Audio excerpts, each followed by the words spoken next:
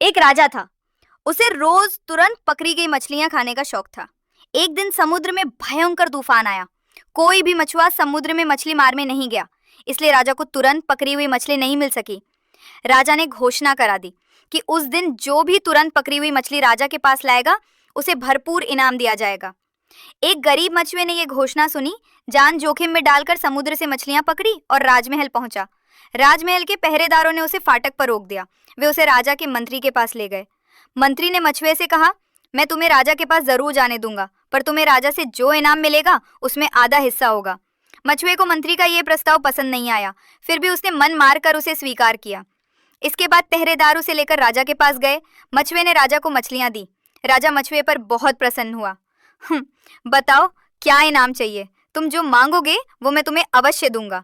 मछुए ने कहा, महाराज, मैं चाहता हूँ मेरी पीठ पर 50 कोड़े लगाए जाएं। बस मुझे यही इनाम चाहिए। मछुए की ये बात सुनकर सभी दरबारी चकित रह गए। राजा ने मछुए की पीठ पर 50 हल्के कोड़े लगाने का आदेश दिया। जब नौकर मछुए की पीठ पर 25 कोड़े लगा चुका तो मछुए ने कहा, रुको, अब बाकी के 25 कोड़े मेरे साझेदार की पीठ पर लगाओ। राजा ने मछुए से कहा, तुम्हारा हिस्सेदार कौन है? मछुए ने कहा, महाराज, आपके मंत्री महोदय ही मेरे हिस्सेदार हैं। मछुए का जवाब सुनकर राजा गुस्से से तमतमा उठा। उसने मंत्री को अपने सामने हाजिर करने का आदेश दिया। मंत्री के सामने आते ही राजा ने नौकर को आदेश दिया, इन्हें गिनकर 25 कोड़े लगाओ। ध्यान रखो, इनकी पीठ पर कोड़े जोर जोर से लगने चाहिए। इसके बाद राजा ने बेईमान मंत्री को जेल में डाल दिया। फिर राजा ने मछुए को मुंह मांगा इनाम दिया। शिक्षा, जैसी करनी वैसी भरनी।